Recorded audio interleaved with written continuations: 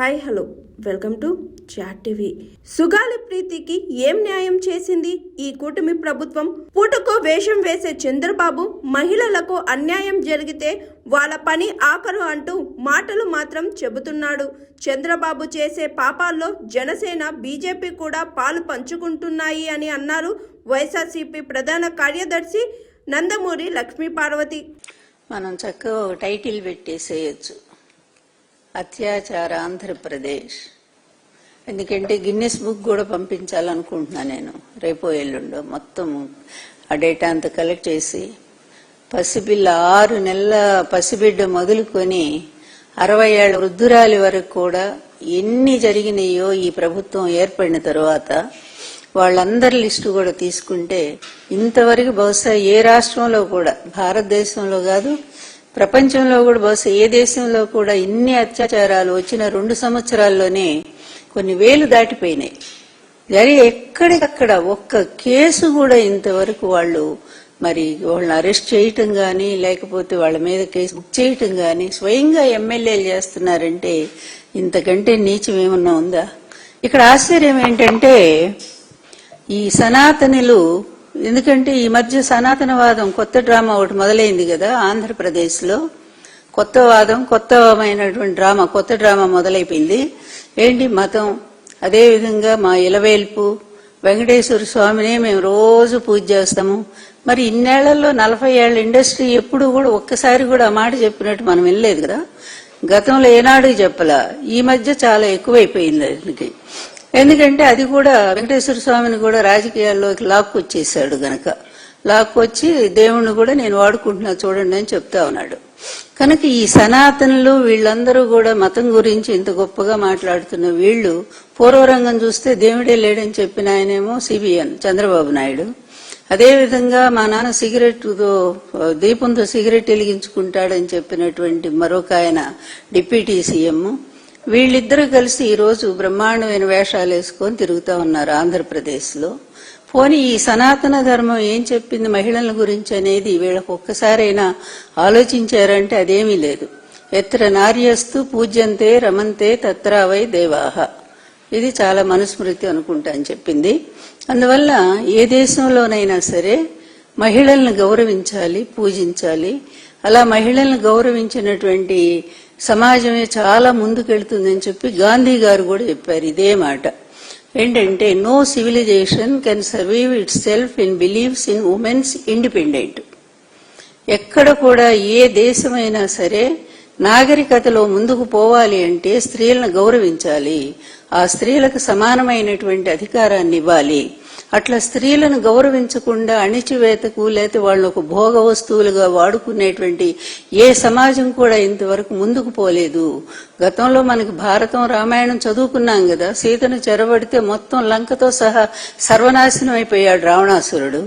అదేవిధంగా ద్రౌపదిని నిండు సభలో అవమానం చేస్తే వంశనాశనం అయిపోయాడు దుర్యోధనుడు.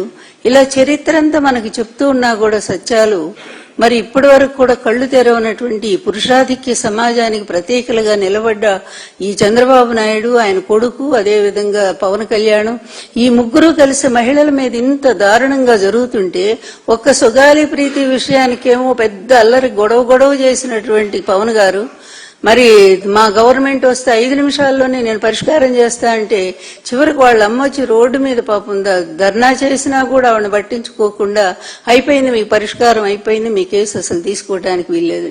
ఇంత దుర్మార్గంగా వ్యవహరిస్తున్నటువంటి వీళ్లు పరిపాలకులా అని చెప్పి ఆశ్చర్యం వేస్తా ఉంది.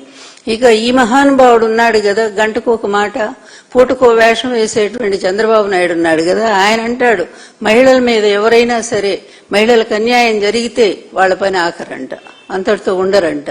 కానీ ఈయన సాగిస్తూ వచ్చిందే మహిళల మీద కదా. నన్ను మొదలుకొని మొదటి నుంచి కూడా ఈయన జరిపినటువంటి అన్యాయాలు, వేసినటువంటి నిందలు అతి దారుణంగా ప్రభుత్వాన్ని లాక్కోవటానికి, ఎన్టీఆర్ని దింపటానికి, ఆయన మరణానికి కారకుడైనటువంటి వ్యక్తి ఫస్ట్ లక్ష్మీపార్వతినే కదా టార్గెట్ గా చేసుకుని ఇష్టం వచ్చిన నిందలు మొన్నటి దాకా కూడా వేస్తానే ఉన్నారు కదా, ఇప్పుడు కూడా వేస్తున్నారేమో తెలియదు.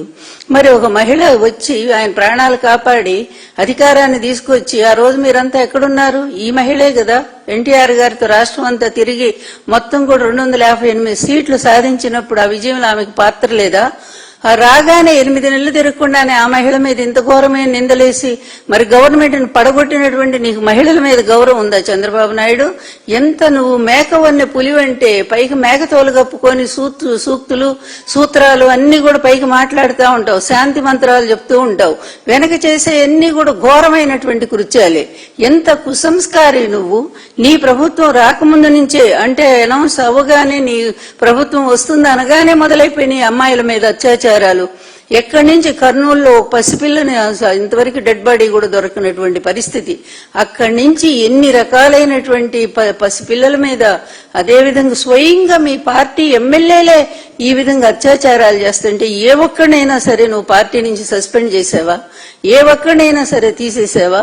ఇంతెందుకు, ఒక పవిత్రమైనటువంటి వెంకటేశ్వర స్వామి దేవాలయానికి నువ్వు చైర్మన్ గా పెట్టినటువంటి వ్యక్తి ఈ విధంగా ఇంత వయసులో, ఎందుకంటే వయసు మొన్ననే చెప్పుకున్నాం మనము, వయసు ఎంత పెరిగిందనేది కాదు, జ్ఞానం ఎంత ఉంది, సంస్కారం ఎంత ఉంది, ఏ విధంగా మంచి నడవడిక ఎంత ఉంది అనేటువంటిది తీసుకొని అటువంటి వ్యక్తుల్ని అట్లాంటి ప్రదేశంలో పెట్టాలా స్వామి? ఎందుకంటే ఇదంతా కూడా ఒక ఇన్స్పిరేషన్ కదా. భక్తులందరికీ కూడా ఒక మంచి వ్యక్తి అక్కడ ఉన్నారంటే అదొక గౌరవము, ఒక ఆరాధన కలుగుతుంది. అట్లాంటి ఒక వ్యక్తే ఈ విధంగా పాల్పడితే మళ్ళా నిస్సిగ్గుగా దాన్ని సమర్థించుకుంటుంటే ఏం తప్పేంటి మేం చేస్తే అనేటువంటి స్థాయిలో ఉంటే, మీ వ్యక్తిగత జీవితాల గురించి మాట్లాడట్లేదు మేమెప్పుడు. మీ వ్యక్తిగతంగా 5గురిని చేసుకోండి, 10 మందిని చేసుకోండి, కానీ నువ్వు ఆ స్థానంలో ఉన్నప్పుడు ఒక మహిళ ఉత్తరం రాసి నీ దుర్మార్గాల్ని, నువ్వు చేసిన పాప పనుల్ని, వీటన్నిటిని కూడా ముఖ్యమంత్రి స్వయంగా రాసి ఇలాంటి వ్యక్తిని తీసుకురావద్దు ఈ పదవిలోకి అని చెప్పినప్పుడు అది కూడా పాటించలేదంటే నీ సంస్కారం, నీ సనాతన ధర్మం, నీ వెంకటేశ్వర స్వామి భక్తి చంద్రబాబు నాయుడు ఎక్కడ కలిపేశావు? ఏ కృష్ణానదిలో కలిపేశావు? అంటే ప్రతిదీ రాజకీయమేనా? అడుగడుగునా కూడా ఈ విధంగా దేవుడితో కూడా నువ్వు ఆటలాడుతూనే ఉంటావా? లడ్డు వ్యవహారం చూసాం, ఇప్పటిదాకా ఎన్ని నాటకాలు ఆడావో. తీరా సుప్రీంకోర్టు 2 సార్లు మొట్టికాయలు ముట్టినా సిగ్గులేదే నీకు? ఇంత కూడా సిగ్గు రాదు కూడా అసలు. ఎందుకంటే నువ్వు మనిషి అయితే కదా. ఇక పాలకుడు అని చెప్పుకోవడానికి నిజంగా మాకైతే ఆ మాట కూడా మేము అంగీకరించలేము. నిజమైన పరిపాలన, మహిళలకు నిజంగా న్యాయం జరిగిందంటే అదొక్కసారి ఆలోచించి చూడండి. జగన్ గారి ప్రభుత్వంలో నిజంగానే మహిళలకు ఆయన అందించినటువంటి ఆసరా గాని, చేయూత గాని, లేకపోతే ఇళ్ల పట్టాలు గాని, ఇంకా అన్ని ప్రతి పథకంలో కూడా మహిళలకు 60% ప్రతి దాంట్లో కూడా నామినేటెడ్ పోస్టుల్లో కూడా మహిళలకు స్థానం కల్పించి వాళ్ళ గౌరవాన్ని నిలబెట్టినటువంటి ఏకైక నాయకుడు ఎవరయ్యా? జగన్మోహన్ రెడ్డి గారు.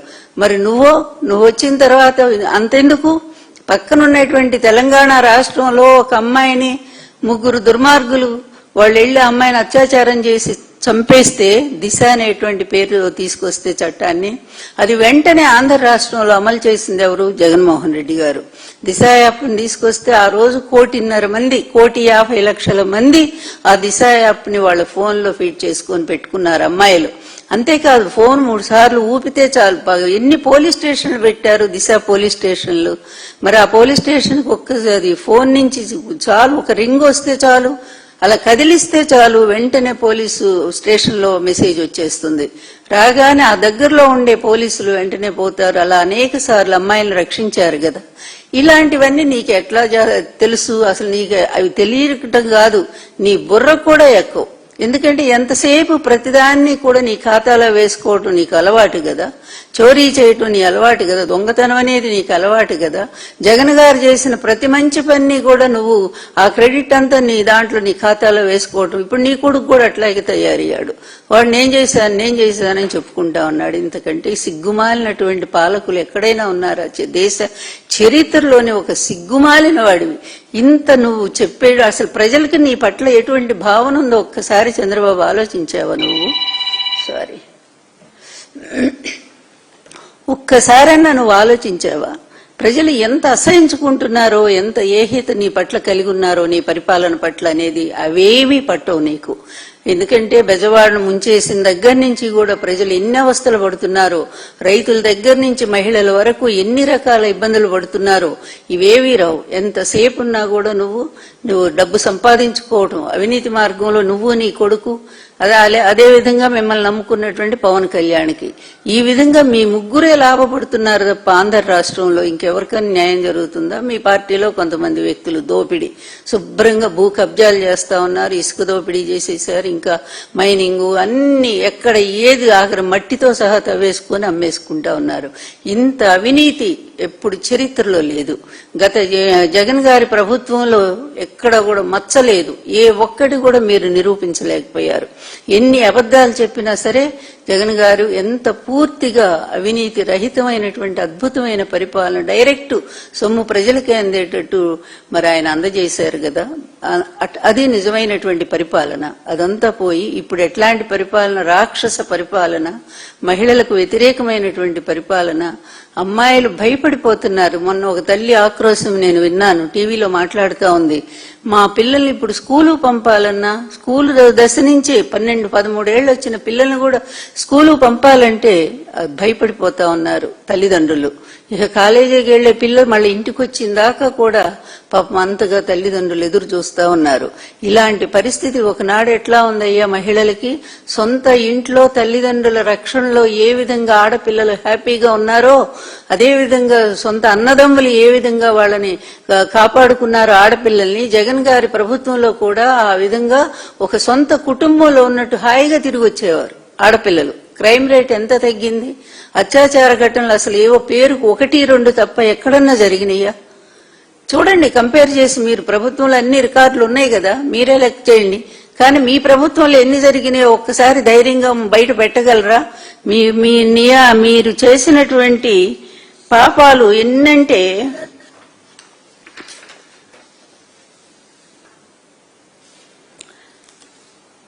ఇందులో మీ జనసేన, మీ పొత్తులో ఉన్న పార్టీ కూడా అందులో భాగస్వామి అయింది. ఇందులో కూడా భాగస్వామి అయింది. సంతోషం. ఎందుకంటే పాపానికైనా పుణ్యానికైనా ఏదైనా సరే చత్వారో సమభాగిన అంటారు. ఏదైనా పుణ్యాన్ని పంచుకోవటానికి కూడా నలుగురుంటారు, పాపాన్ని పంచుకునేది కూడా కర్త కారయిత చైవ ప్రేరకశ్చ అనుమోదకాః చత్వారో సమభాగిన పుణ్యాపుణ్యం. అందువల్ల పుణ్యం కానీ పాపం కానీ వాళ్ళు నలుగురు కూడా భాగం పంచుకుంటారు. అలాగే ఇక్కడుండే రాష్ట్ర బీజేపీ కూడా శుభ్రంగా మీరు చేసే పాపాల్లో భాగం పంచుకుంటుంది. ఒక్క రోజు కూడా నోరు విప్పి వాళ్ళు మాట్లాడరు. మీ ఎమ్మెల్యేలు అతి దారుణంగా ప్రవర్తిస్తుంటే ఆడపిల్లల మీద మరి ఎక్కడ ఒక్కసారన్నా మరి ఇదేం రాజ్యాంగం అయ్యా బాబు? మీ రెడ్ బుక్ రాజ్యాంగం అంటే మీ అపర మేధావి, నీ కొడుకు స్టాన్ఫర్డ్ మేధావితనమంతా కూడా ఈ రెడ్ బుక్ రాజ్యాంగంలో పొందుపరిచి అందులో అమ్మాయిల మీద అత్యాచారాలు చేయండి, వీలైతే చంపేసేయండి, అదేవిధంగా ప్రతిపక్షం వాళ్ళు నోరెత్తిన వాళ్ళందరినీ తీసుకెళ్లి జైళ్లలో పడేయండి, ఇదే సరైనటువంటి రాజ్యాంగం అని చెప్పి ఆయన రాసుకున్నటువంటి రాజ్యాంగాన్ని మీరంతా కూడా మెచ్చుకుంటున్నారేమో అనిపిస్తా ఉంది చూస్తే. అంతే ఉంది, దాన్ని ఆమోదించినట్టే ఉంది. అందుకనే పోలీసులందరినీ కూడా ఎందుకు పనికి మాలిన వాళ్ళలాగా చేసి పక్కన పడేశారు, వాళ్ళని ఇంటికి కాపలాదారులాగా మార్చి పడేశారు మీరు పోలీస్ వ్యవస్థను కూడా. ఈ విధంగా ఇక్కడ మనం తీసుకుంటే ఇన్ని అంటే జనసేన రైల్వే కోడూరు ఇక అది చెప్పేదే లేదు, అది సీరియల్ గా నడుస్తూనే ఉంది ఆ శ్రీధర్ గురించి. అట్లాగే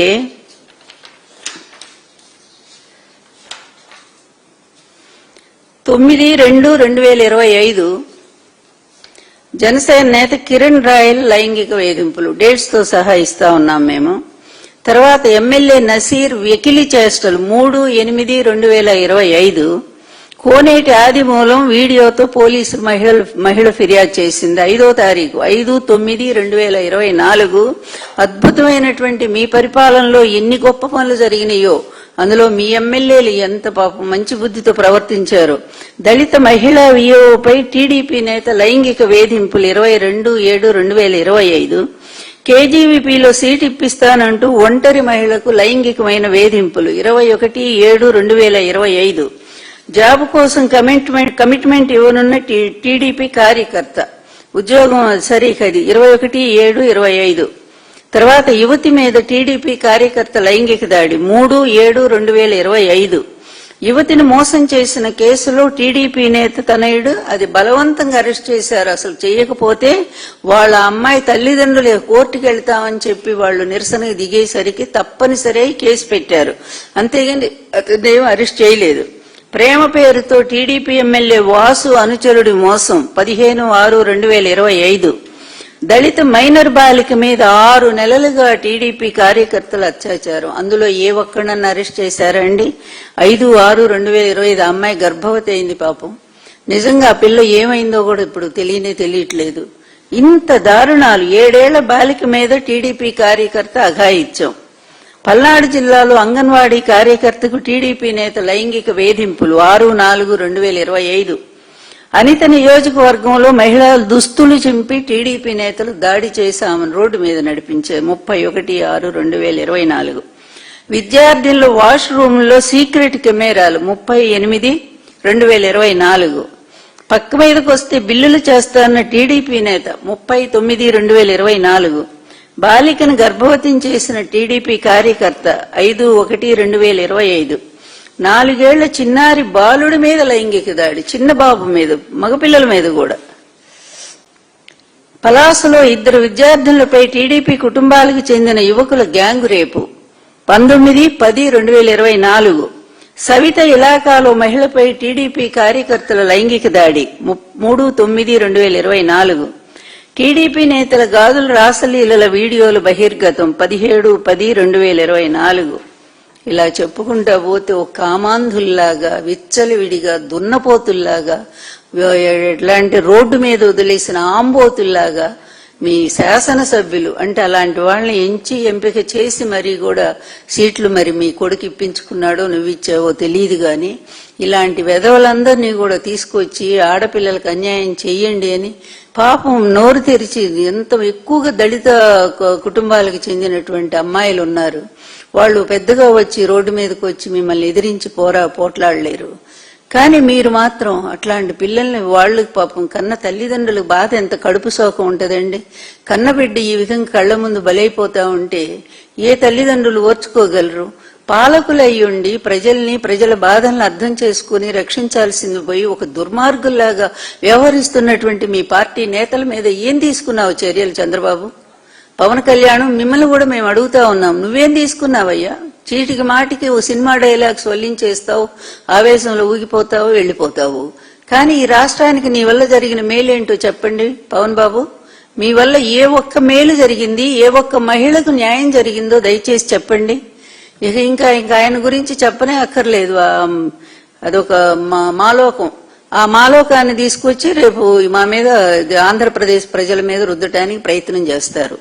ఇందులో ఎక్కువ శాతం మంది ముఖ్యంగా బిఆర్ నాయుడు గారి గురించి చెప్పుకోవాలి అంటే ఒక మంచి మాదంతా చాలా గొప్ప కులం, మా రక్తం ఇంకెవరికి ఉండదు, ఇంత మంచి కులమే మా ఇంకెవరికి రాదు, మేము అంత గొప్పవాళ్ళం ఇంత గొప్పవాళ్ళం అని ఒకటే వీడియోల్లో ఈ మధ్య వాళ్ళు ప్రచారం చేసుకున్నారు కదా ఒక కమ్యూనిటీ, ఒక సామాజిక వర్గం అంతా. మరి అంత మంచి కమ్యూనిటీలో పుట్టి ఇలాంటి ఏదో పేర్లు తీసుకొచ్చి చెడ్డ పేర్లు తీసుకొస్తూ సమాజానికి హాని చేస్తూ మహిళలకు అన్యాయం చేస్తూ పాపం ఆ మహిళ ఎవరు లెటర్ కూడా రాసింది కదా, తన కూతురికి ఆరోగ్యం బాగాలేక డబ్బులు ఇవ్వమన్నా కూడా ఇవ్వకుండా వాడుకుంటున్నాడు, ఇట్లాంటి వెధవకి ఇవ్వద్దు అని చెప్పి ముఖ్యమంత్రి స్వయంగా రాసింది కదా. ఇలాంటి వాళ్ళని తీసుకొచ్చి ఇక్కడ మరి పైన కూర్చోబెట్టి తిరుమల కొండ మీద కూర్చోబెట్టి ఆ పదవిలో చేస్తున్నటువంటి చంద్రబాబు నాయుడు ఏమాత్రం కూడా నీకు సిగ్గు బిడియం ఏమీ లేవా? అసలు మనిషివేనా నువ్వు? మానవత్వం అనేది ఇంత కూడా లేదా నీకు? అరే మహిళలు కదయ్యా బాబు, మన ఇంట్లో అమ్మాయిలు ఉన్నారు, మనము మరి ఎంతో ప్రేమిస్తాము. అలాంటిది ఆ మహిళలు మాత్రం మహిళలు కాదా? మన అమ్మాయిలు లాంటి వాళ్ళు కాదా? వాళ్ళ తల్లిదండ్రులకు ఆ కడుపు సోకం లేదా? ఇంతమంది మహిళలకు అన్యాయం చేసిన దుర్మార్గులు నువ్వు నడివీధిలో పట్టుకొని అక్కడ సజ్జనార్ గారు ఎట్లా చంపి పడేశాడో అలా చేస్తుంటే నీకు ఎంత మంచి పేరు వచ్చి ఉండేది. ఒక్కడిని కనీసం నువ్వు కాల్చి చంపించేవా? లేకపోతే వాళ్ళని తీసుకెళ్లి అసలు జన్మ ఖైదు వేయించేవా? నువ్వు ఏ ఒక్క ఎమ్మెల్యే మీద నువ్వు చర్య తీసుకున్నావా? ఇంతకంటే హీనత్వం ఇంకెక్కడ ఉంటుంది? ఇంతకంటే దరిద్ర పరిపాలన, ఇంతకంటే ముదనష్ట పరిపాలన ఈ చరిత్రలో ఎక్కడైనా ఉందా? నీది తప్ప. నీ దరిద్రపు ఈ పరిపాలనలో ముఖ్యంగా అమ్మాయిలు ఎక్కువగా బాధపడుతా ఉన్నారు. నువ్వు ఇచ్చేటువంటి పథకాలు ఎట్లాగ ఎగ్గొట్టావు, వాళ్ళకి ఏమీ రావట్లేదు. ఆఖరి పెన్షన్లు ఇచ్చేటువంటి వాళ్ళకు కూడా దాదాపు 30 లక్షల మందిని తీసి పడేసావు 60 లక్షల్లో అవి ఎగ్గొట్టేశావు. ఇక చేయూత లేదు, ఆసరా లేదు, మహిళలకు ఇచ్చే ఒంటరి మహిళలకు ఇచ్చేటువంటి లేవు, ఇవన్నీ కూడా ఎగ్గొట్టేశావు. నువ్వు వాళ్ళకి ఆ విధంగానూ ఒక పేద మహిళలకు సాయం చేయలేకపోతున్నావు. ఈ విధంగా కూడా ఇష్టం వచ్చినట్టు ఒక దున్నపోతుల్లాగా, ఆంబోతుల్లాగా, బలిసిన దున్నపోతుల్లాగా వచ్చి అమ్మాయిలను అత్యాచారం చేసి ఈ విధంగా దారుణంగా మరి వాళ్ళ జీవితాలతో ఆడుకుంటున్నటువంటి ఈ ఆంబోతుల్ని కట్టడి చేయలేకపోతున్నావు. ఎందుకయ్యా నీ పరిపాలన? నీకెందుకు అసలు?